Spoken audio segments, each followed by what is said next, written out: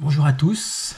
Voilà, nouvelle capsule sur l'ultra. Voilà, comme j'ai déjà parlé là, enfin, pour moi, je me sens pas forcément légitime à dire il faut faire comme ci, il faut faire comme ça parce que c'est trop difficile, c'est trop personnel. Donc ouais, je vais faire un épisode spécialement sur ça. Je vais peut-être essayer d'arrêter après de le dire, mais bon, je pense que c'est important de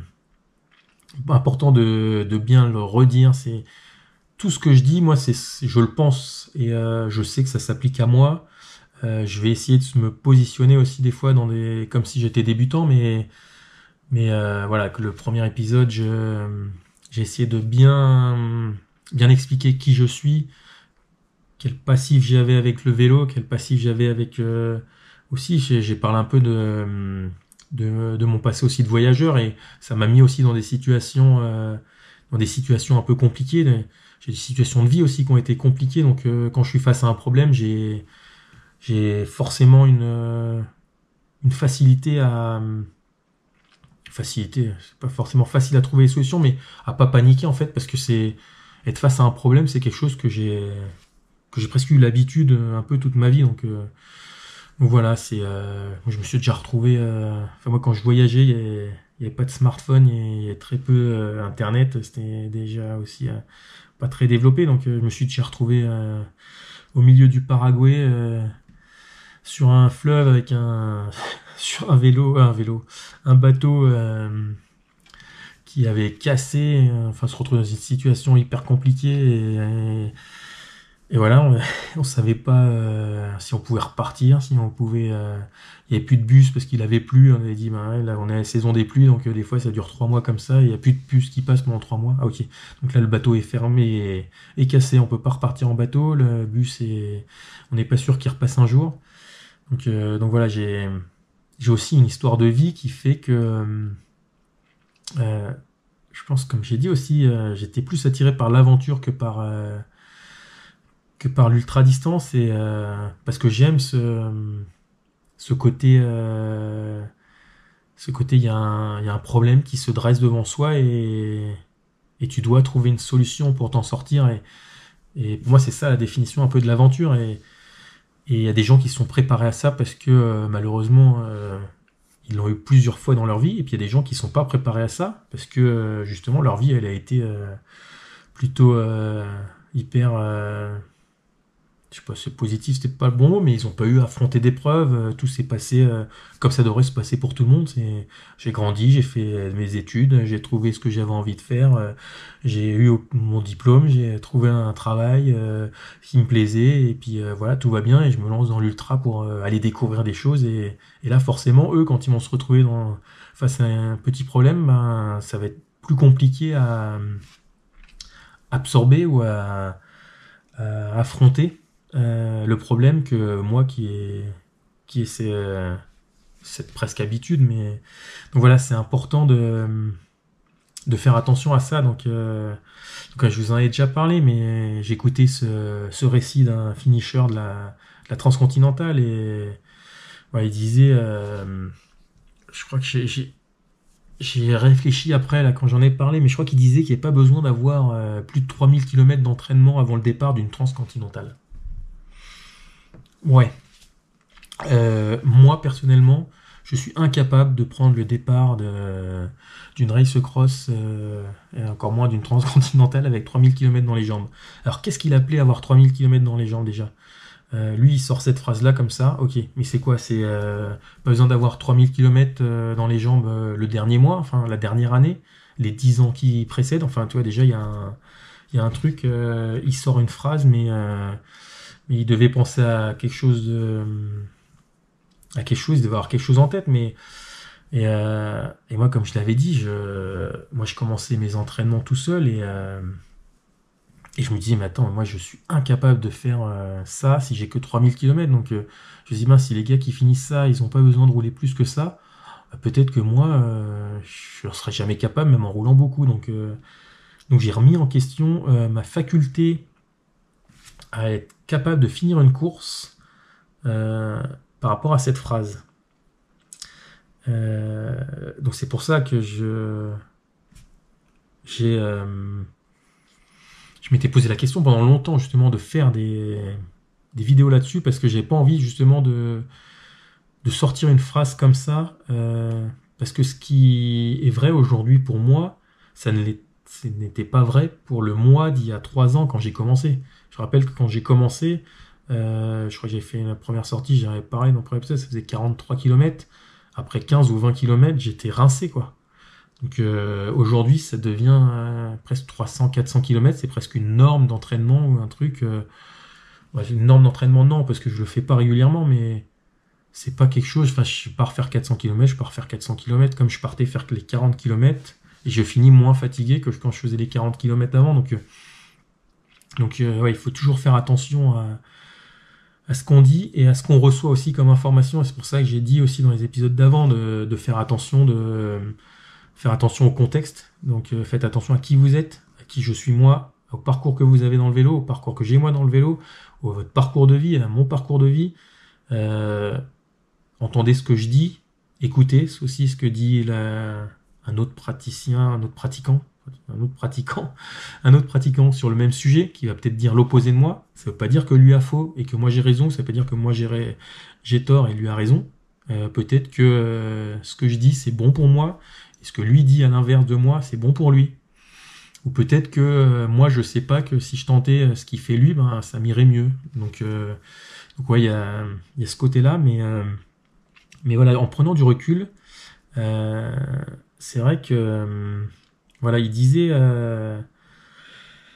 qu'il s'entraînait que sur des intensités en fait, entre 30 et 45 minutes, 3 fois par semaine, du lundi au vendredi, et une sortie longue le week-end. Voilà, c'était ça son truc, et qu'il faisait pas besoin de faire plus de 3000 km pour prendre le départ d'une transcontinentale et d'être performant. Mais voilà, en fait, en disant ça, il a sorti quelque chose d'hyper important et il en parle après. Il dit, moi, quand je fais mes entraînements, mais en dehors de mes entraînements, je fais 40 km par jour de vélo taf. Ok, mais pour moi, les 40 km par jour de vélo taf, ça fait 200 km par semaine, 800 km par mois. Ça, c'est de l'entraînement. Lui, il considère pas ça comme de l'entraînement parce que il se déplace, mais c'est un entraînement. Et ça, c'est ce qu'on appelle l'entraînement. Enfin, moi, j'appelle ça l'entraînement de base, l'endurance. Et pour moi, ça doit être dans les 80% de l'entraînement, en fait. Quelqu'un qui voudrait essayer d'aller vite, il va falloir qu'il fasse 80% d'endurance et 20% de travail un peu spécifique pour faire des intensités et travailler des vitesses qui sont plus élevées que celles qu'il a l'habitude de faire pour essayer d'augmenter justement sa vitesse de base.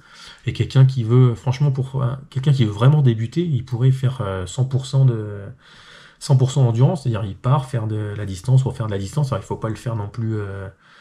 De toute façon, personne ne le fait hyper lentement parce que sinon le temps sur le vélo serait trop long et qu'on a une vie à côté. Donc voilà. Non. Et c'est vrai que quand j'ai écouté ça, et je me suis vraiment remis en question sur ma capacité à faire ça, parce que je sais que moi, 3000 km, je suis incapable de. Si je m'entraîne 3000 km en un an, et je prends le départ d'une course de 3000 km, si je serais peut-être capable de la finir, mais j'en suis pas sûr, mais et voilà, il avait du coup, ces 800 km de vélo taf par mois qui comptaient pas. Et donc, ouais, faire très attention à ce que vous écoutez, à toujours prendre en compte le contexte global de la personne, et puis de ce qu'elle dit, qu'est-ce qu'elle entend par entraînement. C'est-à-dire qu'en fait, quand il parlait, lui, l'entraînement, c'était son entraînement pour progresser. Donc, les intensités. Donc, c'est les séances d'entraîneur où il faisait des séances spécifiques pour rouler plus vite. Et l'entraînement, c'est pas que ça. En fait, cet entraînement-là même, il n'a pas de sens et il va pas fonctionner aussi bien s'il n'y a pas de l'endurance à côté. Donc voilà, si on reste sur un truc moi j'ai fait 12 000, j'avais dit. Ouais, bon, si on fait, on se dit sur une base de 15 000 km par an, Alors c'est pas une norme ou quelque chose, mais c'était plus facile pour les calculs. Mais si on se dit, ben, tiens, quelqu'un qui se dit il veut tabler sur 15 000 par an et faire 80% d'endurance, ben ça fait 3 000 euros d'intensité.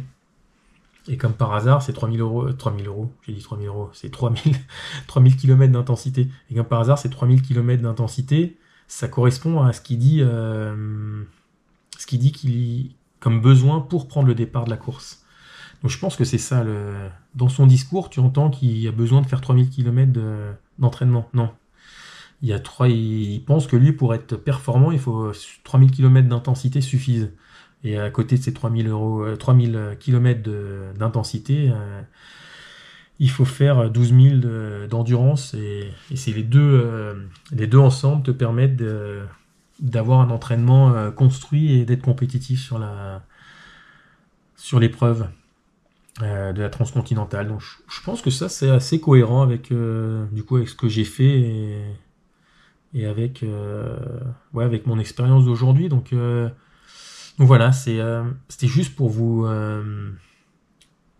bien prendre en compte et pour bien faire comprendre qu'il faut faire attention en fait à ce qu'on entend et à prendre en compte le contexte, la personne et toujours essayer de se l'approprier en fait. D'accord, il a dit ça, c'est vrai. Ce qu'il dit, je pense que de toute façon tous les gens, ce qu'ils disent, c'est vrai, c'est ce qu'ils pensent. Enfin, à moins qu'ils mentent, mais il n'y a pas de raison qu'ils mentent sur ces sujets-là. Mais c'est vrai pour eux, avec leur histoire et leurs objectifs aussi. Et donc après, il faut savoir recevoir ces informations-là et les transcrire au mieux possible avec ses objectifs à soi et son passif aussi à soi dans le vélo et dans l'entraînement. Et c'est pour ça qu'à chaque fois j'essaye de nuancer toujours, mais parce que justement je serais très mal à l'aise de me dire que j'aurais transmis aussi pour moi ça c'était une erreur de comprendre ça de cette façon-là et je pense que quand il l'a fait sur le podcast, il l'a pas fait en se disant je vais leur faire croire que non, c'était pour lui c'était vraiment en fait il parlait mais c'est peut-être moi qui ai même mal interprété en fait peut-être que si je réécoutais le podcast aujourd'hui peut-être qu'il disait que c'était vraiment les 3000 km d'intensité sur lesquels il parlait mais voilà j'avais envie quand même de refaire un petit épisode là-dessus c'est pour aussi partir sur des bonnes bases et qu'il y ait personne qui se décourage aussi. S'il y a des gens qui viennent ici pour se dire bah, tiens, qu'est-ce qu'il faut, est-ce que je suis capable de faire de l'ultra, pour moi cette question elle est facile, c'est que tout le monde est capable de faire de l'ultra. En plus maintenant il y a toujours beaucoup d'épreuves, il y a des épreuves, des distances qui vont crescendo, donc dans la logique, un 300, pour moi maintenant, un 300, c'est pas beaucoup, mais comme je disais, moi, il y a 4 ans, 300, ça me paraissait énorme. Donc, tu t'inscris sur un 300, puis l'année d'après sur un 500, ou si tu te sens capable sur un 1000, mais tu vois, si tu fais 300, 500, 1000, 2005, si le 2005 c'est ton objectif, si ton objectif c'est de faire un 500 un jour, ben, tu fais le 300, puis tu fais le 500. Chacun doit trouver ce qui lui convient à lui. C'est-à-dire que moi, plus ça va être long, je pense, et plus ça me convient, et plus j'ai envie. Donc je vais là-dessus, mais il y a des mecs ou des femmes hein, qui vont être hyper performants, je pense, sur des 300 à rouler vite. Moi, je dis vite par rapport à moi, ce que je suis capable, mais qui se sentent pas et qui ont pas envie, en fait, de rouler 2500 km, parce que voilà, leur 300, ça leur convient, et c'est hyper bien en fait parce qu'on est tous différents et que c'est pas parce que on se dit bah tiens c'est la distance la plus longue c'est la mieux, non c'est pas la mieux, moi ça me convient mieux parce que je suis d'ailleurs mes entraîneurs me l'avaient dit à 16 ans, plus les courses seront longues et plus tu seras à ton âge. Ils parlaient pas d'ultra hein, mais bon comme j'avais 15 ans après je passais à la catégorie du dessus que les distances s'allongeaient, ils savaient en fait que j'avais pas la pointe de vitesse la plus élevée, mais plus la course était longue et plus la course était difficile et plus je m'en sortais bien à l'arrivée parce que j'étais moins rapide que certains, mais les autres perdaient de la vitesse et moi j'avais plus d'endurance certainement et du coup je gardais ma vitesse. Donc j'étais pas le plus rapide, mais, euh, mais je perdais moins en pourcentage de pointe de vitesse que certains. Et ça, je l'avais pas compris à ce moment-là, hein. Donc voilà, mais encore une fois, c'est attention à ce que je dis et n'hésitez pas du coup à m'envoyer des messages ou à commenter si vous avez des questions, mais ne vous dévalorisez pas ou vous démoralisez pas sur quelque chose que j'ai dit, parce que moi, si je fais ça, c'est que je pense que tout le monde est capable de le faire et sinon, ça n'a pas d'intérêt en fait de faire une vidéo pour que les gens pensent qu'ils sont pas capables. Enfin, je perds mon temps en fait. Donc moi, je fais ça pour que tous ceux qui ont envie de le faire, et ben, qui se sentent capables de le faire parce que je suis persuadé que ça c'est vrai. Je pense que tout le monde, et vraiment tout le monde, est capable de le faire. La seule chose qu'il faut, c'est, on parle souvent dans l'ultra, il y en a beaucoup qui disent il faut trouver son pourquoi. Moi, je sais pas le pourquoi, je sais que j'ai envie de le faire.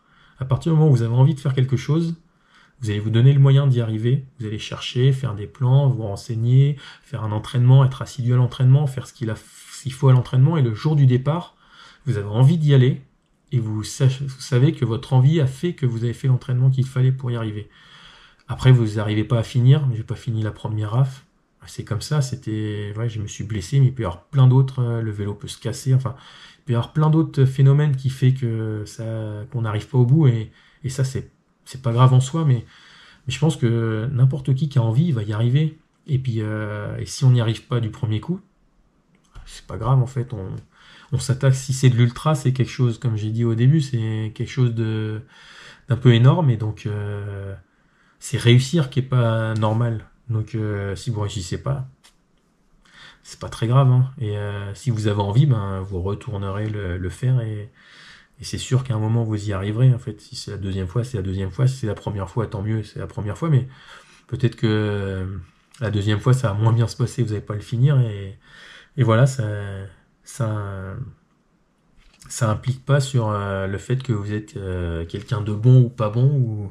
On a chacun aussi une vie différente, on a chacun plus ou moins de travail à faire. Enfin, quand je dis du travail, il y a le travail sur le vélo pour s'entraîner, et il y a le temps que son travail nous permet de s'accorder aussi. Il y a cette faculté, j'en avais parlé aussi, mais moi je sature très vite, donc je suis incapable de en fait rouler tous les jours. Je le fais, hein, je l'ai fait ça pendant.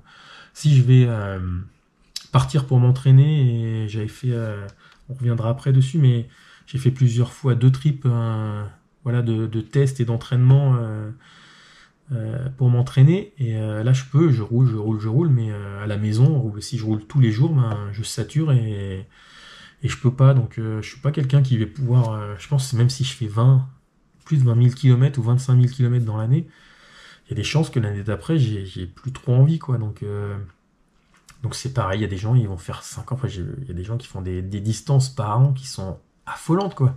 Enfin, pour moi qui sont affolantes, mais pour eux qui sont normales. Donc voilà, il faut faire hyper attention à presque s'auto-centrer. Il y en a qui pensent que c'est hyper négatif, mais enfin, connotation assez négative de dire ça, mais il faut toujours en fait penser à soi et ouais, bien se connaître. Et en fait, c'est pas si facile, on a toujours l'impression qu'on se connaît bien, puis finalement, quand on se retrouve dans une situation, on se dit, ah ouais, non, finalement. Puis quand on parle de dépasser ses limites, en fait, à chaque fois qu'on dépasse ses limites, de sa zone de confort, ben, la zone de confort devient plus grande. Du coup, tout change. Et ça veut dire que si vous êtes débutant, ce que vous pensez aujourd'hui, si vous avez vraiment envie de faire de l'ultra et que vous allez en faire pendant plusieurs années, dans un an, vous allez penser différemment. Et ce qui vous paraît insurmontable aujourd'hui, ça vous le paraîtra plus insurmontable pour l'année prochaine. Et l'année d'après, ce sera pareil. Donc il faut, ouais, voilà, faut faire hyper attention, surtout quand on débute, à tout ce qu'on entend et bien s'approprier les choses et bien l'entendre pour soi et de se l'adapter à soi et surtout d'écouter, de bien connaître le contexte aussi de la personne qui parle. Est-ce qu'elle connaît bien l'entraînement? Moi, je m'en cache pas, j'ai pas toutes les bases. J'ai fait du vélo à partir de 9 ans et on m'a donné des plans d'entraînement que je suivais. Donc, mais je sais pas pourquoi c'était fait comme ça. J'ai appris même là l'an dernier encore quand j'ai fini un biking man et j'étais fatigué. J'ai arrêté totalement le vélo pendant une semaine, même 10 jours je crois. J'ai pas fait du tout de vélo. Et je me suis dit, ah, je vais tout perdre. Ça me démoralisait un petit peu. Enfin, pas démoralisé, mais je me suis dit, ah, ça fait chier, je vais tout perdre. J'ai bien travaillé jusque-là, je vais tout perdre. Et je me suis dit, non, mais de toute façon, si je remonte sur le vélo, là, je vais saturer et je vais, voilà, avant la race cross, ça va mal se passer et je risque de pas prendre le départ. Donc j'ai pas reroulé avant d'avoir envie et du coup, ça a mis 10 jours. Et le jour où j'ai repris un avion, je roulais hyper fort. Plus vite que j'ai fait j'avais parlé là de ce tour de 185 km là. Je crois que j'ai mis une demi-heure ou trois quarts d'heure de moins.